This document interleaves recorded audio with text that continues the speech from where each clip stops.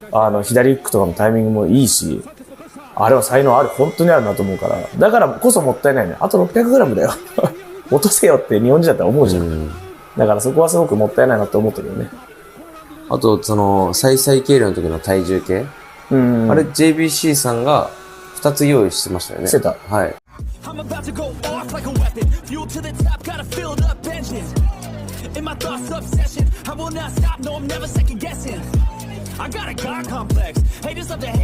Hello guys, welcome back to our channel Wins World TV. So magandang balita para sa Casemiro supporters, dahil kinumpirma na ng Treasure Boxing Promotion tungkol sa kontrata ni former 3 World Division Champion Cuadro Alas Angas ng Pinas John Riel Casemiro.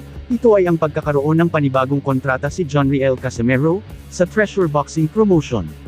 Bukod pa dyan ay binawi din ng Japan Boxing Commission ang kanilang unang pagpataw ng suspension kay John Riel Casemiro sa loob ng 1 taon sa bansang Japan, dahil nga dito sa paglabag ni Cuadro Alas sa rules and regulation ng naturang boxing event, dahil dyan ay pwede nang lumaban muli si John Riel Casemiro sa bansang Japan.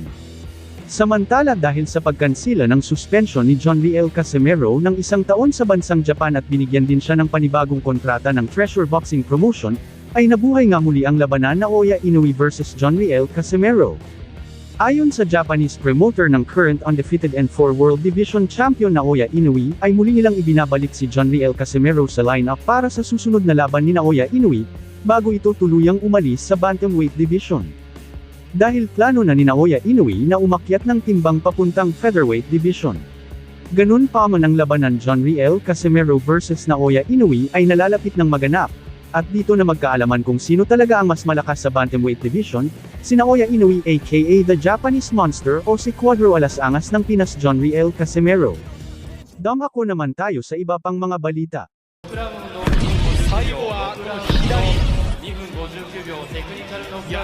So Junto Nakatani sa laban niya kontra Pech Sword Chitpatana, pinatumba ni Junto Nakatani by 6-round TKO, itong si Chitpatana.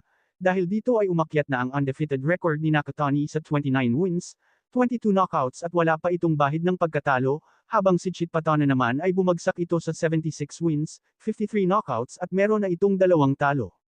Habang ang pambato naman natin na si Gerwin Asilo ay bigo itong manalo, kontra sa Japanese superstar Tenshin Nasukawa, nanalo itong pambato ng hapon by a lopsided unanimous decision sa score na 98-91, 97-92, nagawang pabagsakin ni Nasukawa sa round 9 itong pambato ng Pilipinas na si Gerwin Asilo.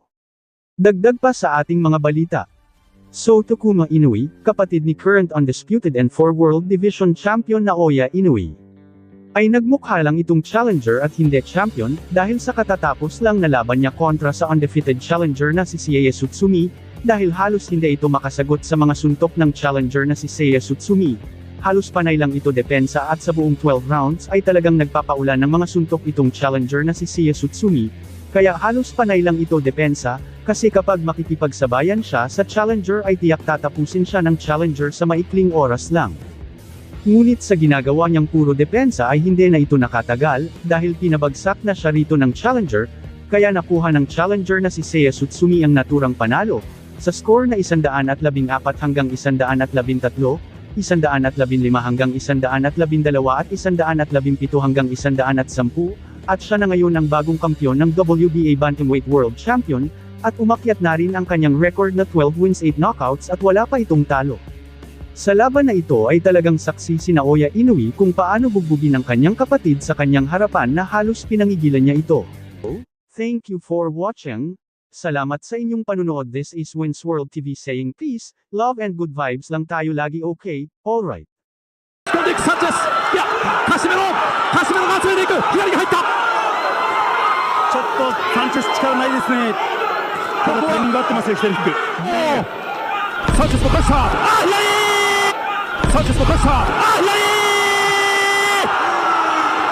カシメロの左が火を吹いた。Dumako naman tayo sa iba pang mga balita. So Saul Sanchez ay hindi na nga rito lumabas sa Japan media, pagkatapos ng laban niya kontra sa former 3 World Division Champion Cuadro Alas Angas ng Pinas John Riel Casemiro, kung saan ay brutal itong na-knockout sa mga kamay ni John Riel Casemiro sa round 1, ng kanilang laban, at tila nagtatago na nga ito sa social media itong si Saul Sanchez, dahil sa pinsalang natamo niya sa mga kamay ni John Riel Casimero. So matapos ang mapangwasak na knockout na natamo ni Saul Sanchez sa mga kamay ni John Riel Casimero, sa kanilang laban kamakailan lang, bagamat tila mukhang nakakamamatay ang knockout punch ni John Riel Casimero ay halatang grabe ang impact sa mukha at kitang-kita na grabe ang lakas ng pagkabagsak nito. Sanchez for pressure. Sanchez for pressure. So ayon sa ating napag-alaman ay nagtamo daw itong si Saul Sanchez ng matinding pinsala, na kung saan ay mailan ulit daw ito nahilo, pagkatapos ng kanilang laban sa ating kababayan na si former 3 World Division Champion Cuadro Alas Angas ng Pinas John Riel Casimero, na ginanap ngayong araw October 13, 2024 sa bansang Japan. Dahil sa pangyayaring ito ay aktong nasasaksihan ng ilang fans at Team Sanchez ang pangyayaring ito at para na rin ito sa kaligtasan ni Saul Sanchez, ay nagsalang ito sa iba't ibang mga test para masiguro na ito ay ligtas. Dahil napakadelikado sa isang boksingero ang mahilo lalong-lalong nakakatapos lang ng laban niya sa former 3 World Division Champion Cuadro Alas Angas ng Pinas John Riel Casimero. Dahil sa pangyayaring ito ay inaasahan na rin ng mga boxing expert dahil halos solid ang tama ni Saul Sanchez kontra John Riel Casimero, magmula sa umpisa ng round 1, hanggang sa kalagitnaan ito ay puro solid ang natatanggap niyang suntok dito. Sanchez for pressure. Sanchez for pressure. Casimero no hinari ga hirau. Kaya hindi rin ito katakataka na maapektuhan ang kanyang utak at maalog ito dahil sa sobrang lakas ng impact ng suntok ni former 3 World Division Champion Cuadro Alas Angas ng Pinas John Riel Casimero. At isa sa mga sintomas nito ay ang pagkahilo. Ang pinsala sa utak ay isang napakalaking alalahanin sa isang combat sport tulad ng boxing, kung saan ang mga boksingero ay nasusuntok ng todo sa mukha. Si Saul Sanchez na nagkaroon ng pinsala sa laban kontra John Riel Casimero, ay under observation pa hanggang sa ngayon. Para naman sa kababayan nating si former 3 World Division Champion Cuadro Alas Angas ng Pinas John Riel Casimero, congratulations, at binigyan mo na naman ng isang karangalan ang bansang sinilangan ng bansang Pilipinas. At sa mga haters naman ni John Riel Casimero, ay puro mali ang mga sinasabi ninyo na isang mahina na nilalang itong si Cuadro Alas John Riel Casimero, siguro kita nyo naman sa laban niya kontra Saul Sanchez kung gaano ito kalakas. At sa mga solid Casimero fanatics at solid Casimero supporters, congratulations, God bless us. Sanchez for pressure. Sanchez for pressure. まずは第1ラウンド、カシメロのコンディションも心配されるんですけれども、さあ、いきなりいった、手をついた、しかし右を入れた、手をついたか、どうだ。 Dagdag pa sa ating mga balita. Maingay at matunog na ang planong pagkasa ng bigating sikat na promoter na si Bob Arum, sa laban ng dalawang Japanese boxer at parihas undefeated world champion. Ito ay sina current undisputed N4 World Division Champion Naoya Inoue at current WBC World Bantamweight Champion Junto Nakatani. Ayon dito sa current WBC World Champion na si Junto Nakatani ay talagang nakahanay at nakaplano na talaga ang paglaban niya sa current undisputed N4 World Division Champion na si Naoya Inoue aka the Japanese Monster. Ngunit bago niya kakalabanin si Naoya Inoue, ay uunahin niya muna ang kapatid nito na si current WBA Bantamweight Champion Takuma Inoue sa isang unification fight. Alam naman ng karamihan na sa dugo talaga ng magkapatid na Inoue ang isang magaling at malakas na boksingero, at aminado naman itong si Junto Nakatani na talagang totoo na malakas ang magkapatid na ito, ngunit susubukan pa rin ni Junto Nakatani ang kanilang mga lakas sa pamamagitan ng paglaban niya dito. Pagkatapos niya talunin si Takuma Inoue, kapatid ni Naoya Inoue ay isusunod niya itong si Naoya Inoue at John Riel Casimero. Ayon kay Nakatani ay gusto niya rin makalaban si Cuadro Alas Angas ng Pinas John Riel Casimero, dahil gustong-gusto niya talaga mangbagbog ng mga boksingerong maangas sa ibabaw ng boxing ring. Aminado din dito si Junto Nakatani na isang malakas na nilalang itong si John Riel Casimero, ngunit wala namang masama daw kung susubukan niya ang lakas nito. Dahil tulad sa rason niya na gusto niya makalaban ang Inoue brothers ay ganun din ang rason niya sa paglaban niya sa angas ng Pinas John Riel Casimero.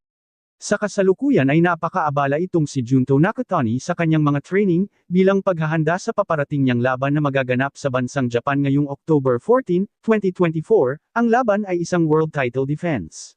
Dedepensahan ni Junto Nakatani ang kanyang hawak na titulo laban kay Tasa na sa lapat ng bansang Thailand na may tala na 76 wins, 53 dito ay tinalo niya sa pamamagitan ng knockouts, at may isang talo.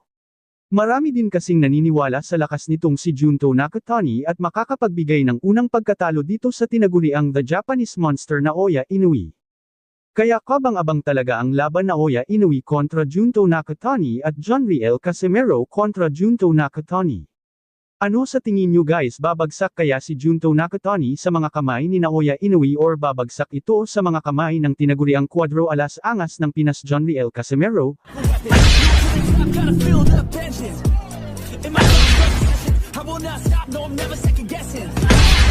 Dagdag pa sa ating mga balita. So pagkatapos nga tibagin ni WBC Bantamweight World Champion na si Junto Nakatani.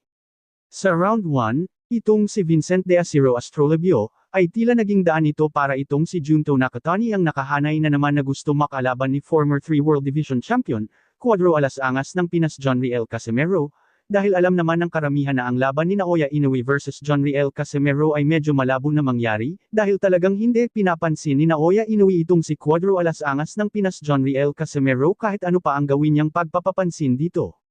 Ngunit ang labanan Jonriel Casimero versus Junto Nakatani, ay sobrang laki ng pag-asa na maikasa ito.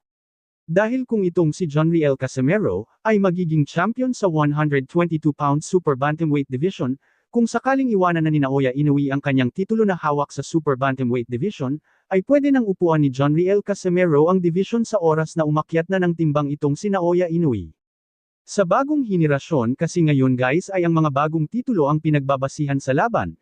In short, hindi kalalabanan ng mga Hapon, kung hindi ikaw ang mandatory challenger. Uhaw na uhaw kasi ang mga Hapon pagdating sa titulo. Kaya kung si Jonriel Casimero ang maging champion sa naturang division ay tiyak may pag-asa itong si Jonriel Casimero makalaban si Junto Nakatani. Kakayanin kaya ni former 3 World Division Champion Cuadro Alas Angas ng Pinas itong si Junto Nakatani. Halina't panoorin natin sabay-sabay ang mga knockout highlights ni Junto Nakatani, kung gaano nga ba kalakas ito. Head right now. Doubles up the uppercut and then goes with a knockdown, scored with a right uppercut. Oh! A straight left hand. Oh! Oh my! Oh my! That was devastating. He is laid out. Next laban ko, hopefully soon, lalaban na sa akin yung mga big fight, 50 sa akin. Naoya Inoue, we're Naoya Inoue, come on. Sanchez Bokasa. Sanchez Bokasa. Dumako naman tayo sa iba pang mga balita. Ang panayam ng ESPN sa current 4 World Division and undisputed champion na si Naoya Inoue, ilan dito sa mga katanungan ay patungkol sa pag-akyat niya di umano sa mas mataas ng division sa 126, at kung may pag-asa ba or possible na makalaban niya ang kababayan na si Junto Nakatani. Ika ni Naoya Inoue ay kung ito ay nakatadhana na maglaban sila ay bakit nga ba hindi? May ilan din katanungan ng ESPN na sinagot niya patungkol kay former 3 World Division Champion Cuadro Alas Angas ng Pinas Jonriel Casimero. Makikita din sa comment section ng video na ibinahagi ng Top Rank Promotion, ay binaha ng samot-saring komento na naglalaman ng labanan niya si Jonriel Casimero. Ayon sa mga komento ng karamihan ay gusto nila makita na labanan ni Naoya Inoue itong kababayan natin na si Jonriel Casimero. Ayaw nilang magaganap kung sakaling maglaban man ang dalawa sa bulwark ni Naoya Inoue ang bansang Japan, gusto kasi ng karamihan ay labanan niya itong si Jonriel Casimero sa bansang Amerika or bansang Saudi Arabia. Talunin niya daw si Jonriel Casimero para masabi talaga na siya ang best pound-for-pound fighter. Dagdag pa ay malakas lang daw itong si Naoya Inoue sa kanyang bansa. Matagal na kasi hinamon ni Cuadro Alas Jonriel Casimero itong si Naoya Inoue. Nakinainisan niya at sinabihan itong si Jonriel Casimero na maliit na payaso lang daw ang tingin niya dito. Ayon sa Japanese media, ikatlo sa Jonriel Casimero sa pinagpipilian na gusto niyang makalaban sa 122, gusto na rin daw labanan ni Naoya Inoue itong si Cuadro Alas Angas ng Pinas Jonriel Casimero. Ngunit nakadepende daw ngayon sa paparating niyang laban kung maipapanalo ni Cuadro Alas Angas ng Pinas ang kanyang laban ngayon paparating na October 13, 2024 na kontra Saul Sanchez.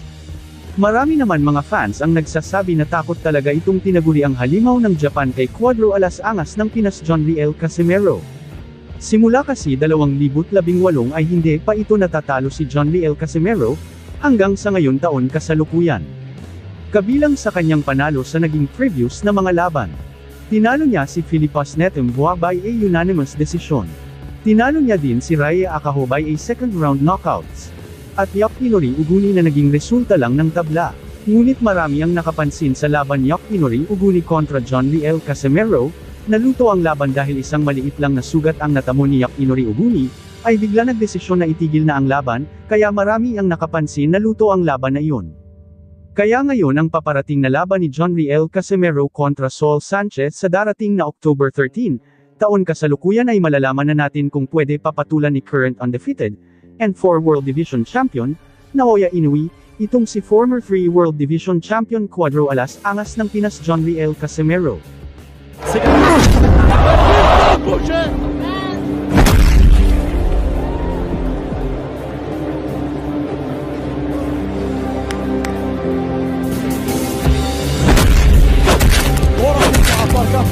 Başlayan ve yumruk kombinasyonu.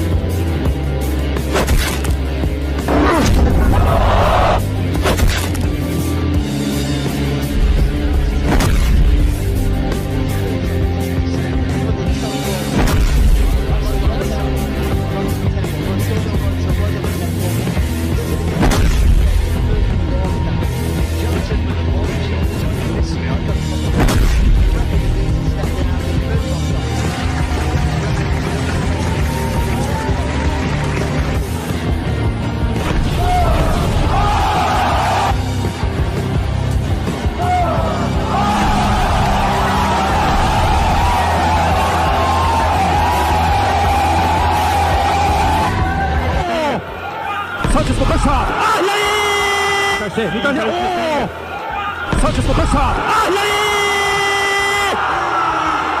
カシメロの左が火を吹いた。2度目に匹敵するものを見せなくてはいけない両者、ジョン・リエル・カシメロ VS サウル・チャンス・サンチェス。10回戦が始まりました。まずは第1ラウンド、カシメロのコンディションも心配されるんですけれども、さあ、いきなりいった、ぐらついた、しかし右を入れた、手をついたか、どうだ、ダウンか、ダウンです。チェスもいいカウンターあったんですけどね、勝った後に。いや、さすがカシメロ、攻撃力ありますね。いきなりだ、まだ30秒経っていません。まずはダウンを奪ったのはジョン・リエル・カシメロ。なんとかちょっと手を思わずついてしまったというようなことになりました、サンチェス。ただカシメロはかなりかかっています。